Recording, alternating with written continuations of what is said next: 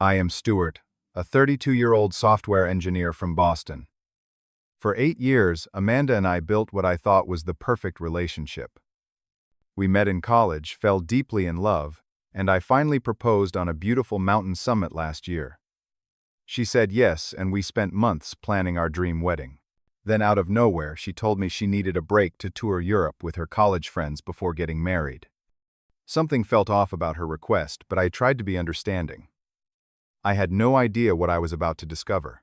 Before I continue my story, drop a comment letting me know where you are watching from and hit that like and subscribe button if you want to hear how I uncovered what was really happening behind my back and why I ultimately canceled our wedding. I met Amanda during our junior year at Boston University. We were paired for a group project in our marketing class, and there was an instant connection. With her warm smile and infectious laugh, she captivated me from day one. We discovered a shared love for hiking and indie films. And soon we were spending every weekend together, exploring local trails, or catching obscure movies at the campus film society. Our relationship dynamic worked perfectly in those early days. Amanda was outgoing and social, always ready with a witty comment or planning our next adventure. I was more reserved, thoughtful, preferring deeper conversations and quieter moments. We complemented each other beautifully, or so I believed.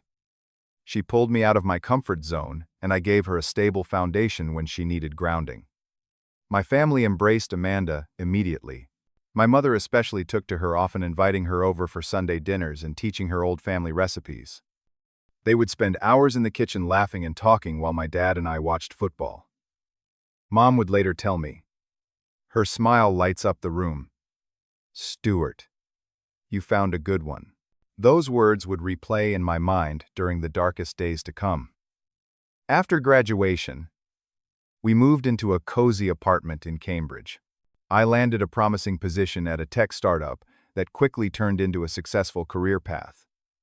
Amanda struggled more with finding her professional footing. She bounced between 3 marketing jobs in our first 2 years together, never quite finding the right fit. I supported her through each transition, from the tearful resignations to the excited first days at new companies. I celebrated alongside her when she finally landed her dream position at a prestigious marketing firm downtown. The salary was not quite what she had hoped for, but the opportunity for growth seemed unlimited. Meanwhile, my career continued its upward trajectory with regular promotions and bonuses that allowed us to live comfortably. We fell into comfortable routines that became our tradition. Friday night dinners at our favorite Italian restaurant, where the owner knew us by name. Weekend hikes in the surrounding Massachusetts wilderness, with Amanda documenting our adventures on social media. Looking back, I can see the subtle red flags I missed. Amanda occasionally made comments about my success that carried undertones of resentment. She would joke that I had it easy in tech while creative fields like hers were more challenging and less rewarding financially. Her college friend group remained unusually tight-knit. They had a group chat that would buzz constantly and monthly dinner meetups that were strictly former classmates only. Amanda insisted this was normal, but I noticed how her personality would shift slightly around them, becoming more materialistic and status conscious. After 6 years together, I decided it was time to propose. I spent 6 months planning the perfect moment, researching rings, until I found the exact diamond size and setting she had not so subtly hinted at wanting. It stretched my budget significantly, but I wanted to make her happy. I secretly coordinated a weekend hiking trip to the White Mountains in New Hampshire, arranging to reach the summit of Mount Lafayette just as the sun was setting. When I dropped to one knee at that breathtaking vista, presenting the ring that cost 3 months of my salary, Amanda burst into tears. Her yes echoed across the mountainside. And for a moment, everything felt perfect. Within minutes of our descent, however, she was calling and texting her college friends, particularly Jessica, her closest friend from the group. The engagement party a few weeks later was the first time I noticed something truly concerning. While Amanda flashed her ring to admiring friends and family, her college group seemed oddly distant toward me. Jessica especially barely made eye contact when we spoke, changing the subject whenever wedding plans came up. I dismissed it as some private joke or perhaps jealousy, never imagining the truth. Wedding planning should have been exciting, but it quickly became a source of tension. Amanda had visions of an extravagant celebration at a historic Boston hotel with a guest list of over 200 people and a honeymoon in the Maldives. When I gently suggested something more aligned with our budget, she became defensive, accusing me of holding back our special day. Her parents, while loving, made it clear they could only contribute a modest amount to the wedding. This left me shouldering the majority of costs, draining the savings I had carefully built over years. Still, I wanted to make Amanda happy, so I agreed to many of her requests, hoping we could find compromises along the way. During this period, I noticed Amanda spending increasing amounts of time texting with her college group, especially Jessica. She would step away to take calls, returning with vague explanations of wedding brainstorming. Despite my growing concerns about finances, I remained supportive, even celebrating when the save the dates went out and we put down non-refundable deposits on the venue. A timely promotion at work temporarily eased the financial pressure. Amanda and I reconciled after a particularly heated argument about floral arrangements, spending a weekend, reconnecting, and reminding ourselves of what mattered. Her excitement about our future seemed genuine, and I pushed my lingering doubts aside, believing we had weathered the storm. It was an ordinary Tuesday evening in April. We were having dinner at our apartment discussing weekend plans when Amanda casually mentioned a European tour. I assumed she was talking about a potential honeymoon alternative, but my confusion grew as she explained that Jessica had organized a last hurrah trip for their college friend group before everyone got busy with summer plans. I remember setting down my fork and asking when this trip was scheduled, assuming it would be after our wedding in early June. My stomach dropped when Amanda revealed it was planned for the next month during a critical period of our wedding preparations. We had vendor meetings scheduled, final tastings arranged, and countless details to finalize. When I pointed this out, Amanda dismissed my concerns with a wave of her hand. "It is all under control. The wedding planner can handle those meetings." That was when she dropped the real bombshell. She wanted a break during the 3-week trip, a chance to find herself before committing to marriage. I was devastated but tried to understand. Everyone gets cold feet, right? I told myself this was normal, that giving her space was the mature response. I ignored the voice in my head questioning why finding herself required a European vacation away from her fiancé and why it could not wait until after our wedding. The day Amanda left, I noticed she had packed significantly more than seemed necessary for a 3-week trip. Her favorite dresses, multiple pairs of shoes, and even family jewelry pieces made their way into her oversized suitcase. Her goodbye was cool and brief.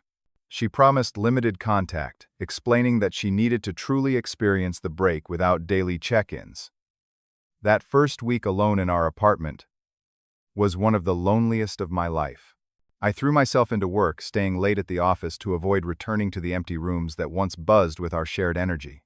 Friends and family called with innocent questions about wedding details, each conversation a painful reminder of the uncertainty hanging over everything. 5 days into her trip, I realized something troubling. Amanda had promised to leave her engagement ring in her jewelry box, saying she did not want to risk losing it while traveling. Yet when I checked, the ring was gone. Had she taken it after all, or had she never intended to leave it behind? Our calls during this period were brief and unsatisfying. Amanda was always in a rush, claiming poor connection or imminent group activities.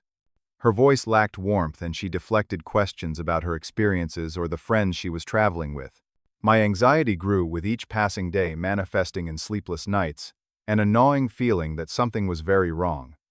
My best friend Tyler was the first to voice what I had been afraid to acknowledge. Over beers at our local pub, he gently suggested that her behavior seemed suspicious. Why would someone planning to get married in 2 months suddenly need a break? Why take a trip during crucial wedding planning? His questions echoed my suppressed doubts. But I defended Amanda, claiming she just needed space before the big commitment. 2 weeks into her trip, curiosity got the better of me. I had not checked social media much since Amanda left. But that night I scrolled through Instagram to see how her European adventure was going.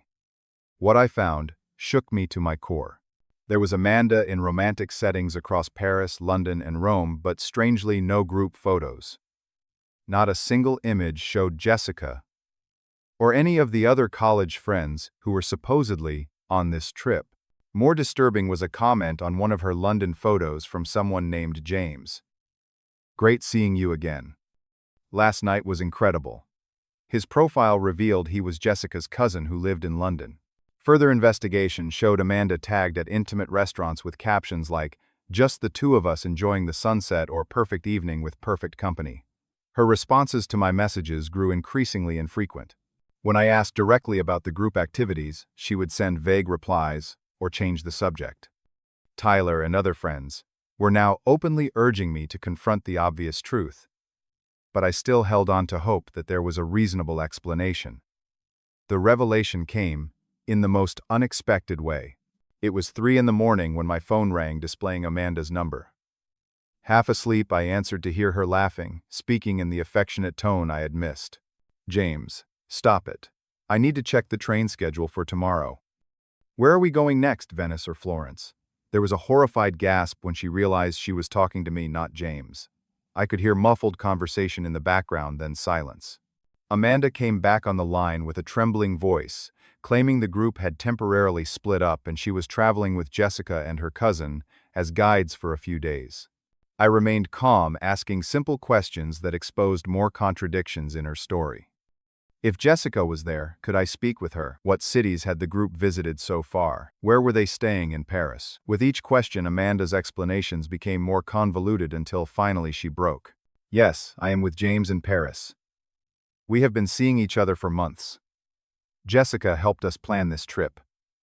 I needed to be sure before committing to marriage. You have to understand. Stuart." I was confused. The confession poured out of her each word, driving deeper into my heart.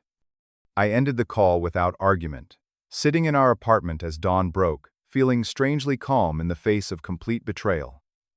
That night after Amanda's call was both the worst and most clarifying of my life. I cycled through every emotion, imaginable grief, rage, humiliation, and finally, as morning light filtered through our bedroom blinds, a surprising sense of clarity. I had spent the night reflecting on our entire relationship, recognizing patterns I had willfully ignored and red flags I had dismissed. By dawn, I reached an epiphany that would guide my actions moving forward. I deserved better than to be anyone's backup plan. Amanda had made her choice months ago, and now it was time to make mine. I would not wait for her return to decide our future. I would reclaim control of my life immediately. With surprising steadiness, I created a comprehensive list of all our wedding commitments, financial entanglements, and shared assets. The document was sobering: columns of venues, caterers, photographers, florists, and thousands of dollars in deposits. Next, I called my brother Michael, an attorney who had always been skeptical of Amanda's commitment to me. "Michael, I need your help. The wedding is off and I need to handle this correctly." His immediate support and practical advice gave me strength. For the first time since Amanda's trip began, I felt a sense of direction amid the chaos. The process of dismantling what should have been the happiest day of our lives was methodical and strangely therapeutic. I began calling vendors, explaining our situation, without unnecessary details. I was amazed by their compassion. The venue manager, a woman who had been married 30 years, offered a partial refund despite their strict policy. The caterer allowed me to convert the deposit to credit for a future event. The photographer, himself divorced, waived the cancellation fee entirely. My parents received the news with a mixture of sadness and relief. "Dad, I think she has been cheating on me. I am canceling the wedding." Mom's immediate response: "You deserve someone who is sure about you." Stuart confirmed I was making the right decision. They had seen what I had been blind to: my own worth and Amanda's inability to fully appreciate it. Creating a spreadsheet documenting our shared expenses and Amanda's debt to me was a practical exercise that helped channel my hurt into action. The numbers were substantial. The ring honeymoon deposits her portion of wedding costs she had promised to reimburse. Michael helped draft a formal letter outlining a fair financial settlement, his legal expertise, ensuring I protected myself without being vindictive. The trip to return my tuxedo was unexpectedly emotional. The store assistant who had enthusiastically helped me select it months earlier offered a sympathetic smile when I explained the cancellation. His simple words, "Better to find out now than later," resonated deeply. Canceling our honeymoon reservations at a boutique hotel in the Maldives felt like saying goodbye to a future I had eagerly anticipated. But with each call, email, and cancellation, a weight lifted from my shoulders. One of the hardest tasks was telling Amanda's parents. They deserved to hear directly from me rather than through gossip or their daughter's version of events. I called on a Sunday afternoon, choosing my words carefully to respect their position in this painful situation. Her father's response surprised me. "I am so sorry, Stuart. You have always been a good man." Her sister later confessed she had suspected something between Amanda and James for months, having noticed their intense conversations at family gatherings. The group email to our wedding guests was brief and dignified. "Due to unforeseen circumstances, Amanda and I have decided to cancel our wedding. We appreciate your understanding during this difficult time. Information about gifts already received will follow. Thank you for your support." The flood of kind responses affirmed the strength of my own community, friends, and family who valued honesty and integrity. I noticed that Amanda's closest friends, who had been vocal about wedding details on social media, fell conspicuously silent after my announcement. Their absence from the chorus of support confirmed my suspicion that many had known about James all along. Rather than feeling further betrayed, I found freedom in no longer managing others' feelings about my relationship. The confrontation came sooner than expected. Amanda called in a panic after her parents contacted her about my announcement. Her voice oscillated between disbelief and rage. "You canceled everything, without even talking to me first. You had no right." I remained calm, explaining that her actions had effectively ended our engagement, and I was simply addressing the practical consequences. Her tactics shifted rapidly. First came denial. "You misunderstood what you heard," followed by anger. "You have ruined everything with your overreaction." When these failed, she resorted to tearful apologies. "James was a mistake. I got confused. We can fix this, Stuart." Throughout her emotional spiral, I maintained a steady voice, explaining my terms for financial settlement and the return of her belongings. When Amanda realized I would not be manipulated, she made her final, desperate offer. "I will come home right now. We can postpone the wedding. Get counseling, whatever you need." The old Stuart might have wavered, but the man who had spent days reclaiming his self-respect simply responded, "Amanda, I wish you happiness with James or whoever you choose, but that person will not be me." Her final text message accused me of overreacting to what she called a minor indiscretion. I left it unanswered, my silence more powerful than any rebuttal. The first week alone in what had been our shared apartment was surreal. Everywhere I looked held memories of our life together. I began by removing obvious wedding items, bridal magazines, sample invitations, venue brochures, and carefully boxing Amanda's belongings. I was determined to behave with the dignity she had failed to show me. Friends rallied around with support and welcome distractions. Tyler organized weekend hiking trips. Co-workers invited me to after-work gatherings. I had previously declined to rush home to Amanda. My sister called daily, sometimes just to sit in companionable silence on the phone when words failed. Those initial weeks were filled with sleepless nights and emotional processing, but never once did I regret my decision. A month after canceling the wedding, Tyler convinced me to join a local hiking group.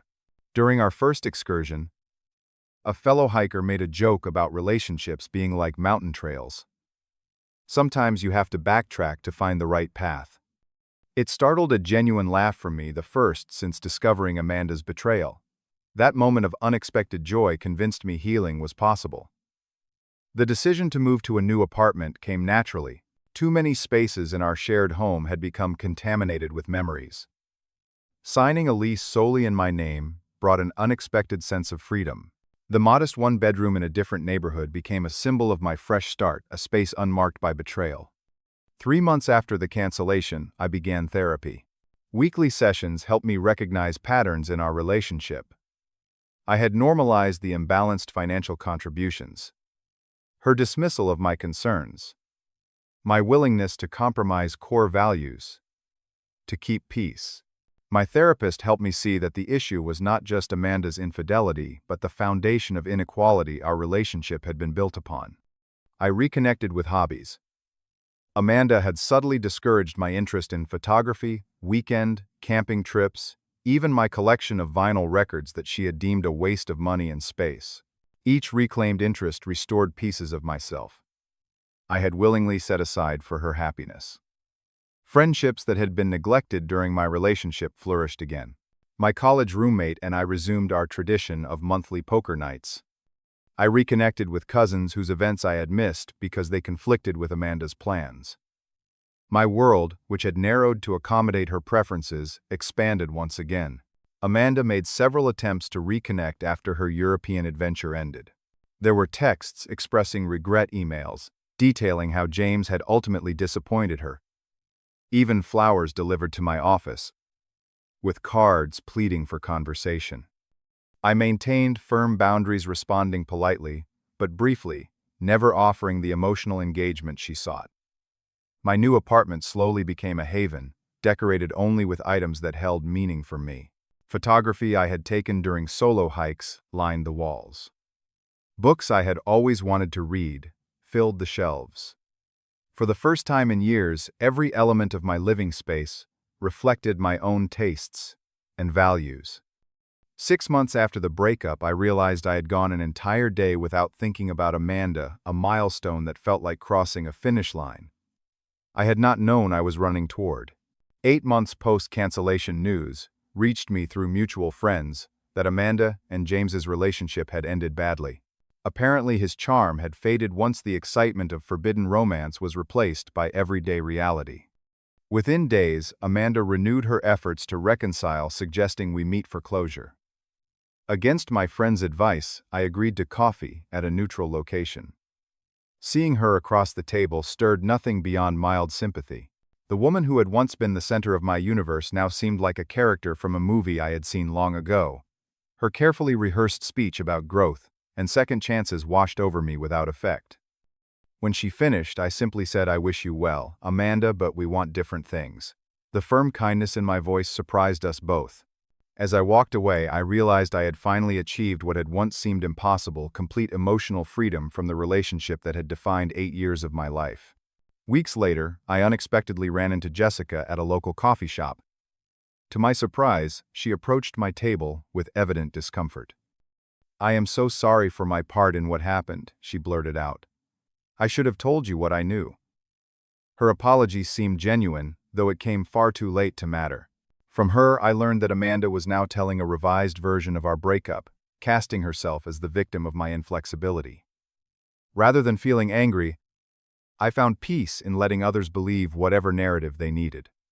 The money I had saved from the canceled wedding and honeymoon ultimately funded something more valuable than an expensive party: a 3-week solo hiking expedition along the Pacific Crest Trail. The journey through breathtaking wilderness provided perspective that no relationship counseling could have offered. With each mile, I shed lingering resentment and rediscovered joy in my own company. 1 year after what would have been our wedding day, I could reflect on the experience with surprising gratitude. The betrayal that had seemed catastrophic had actually redirected me to a more authentic life. I had learned the value of self-respect and trusting my instincts. I understood that integrity matters more than appearances, and that sometimes losing what you thought you wanted opens the door to what you truly need. During a group hike organized by my local outdoor club, I met Natalie, an environmental scientist with a quiet confidence and genuine smile. Our connection developed naturally without the intense rush that had characterized my early days with Amanda. We shared similar values and communication styles, building a foundation of honesty from our first conversation. I approached this new relationship with the wisdom of experience, taking things slowly and maintaining my independence. Natalie respected my boundaries and shared her own, creating a partnership of equals rather than the unbalanced dynamic I had accepted before. For the first time, I understood what healthy love felt like. Not desperate or all-consuming, but steady and nurturing. The freedom I found in authenticity rather than perfection transformed all aspects of my life. I became more direct with family, more vulnerable with friends, more confident in my career. The painful experience with Amanda, rather than breaking me, had ultimately revealed my own strength and resilience. Have you ever had a betrayal that eventually led you to something better? Share your story in the comments below.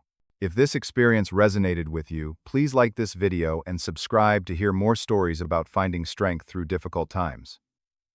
Remember, sometimes the worst betrayals lead to the best redirections in life. Thank you for listening to my journey, and I hope it brings some comfort to anyone facing similar challenges. Your path forward might look different than you planned, but it can still lead somewhere beautiful.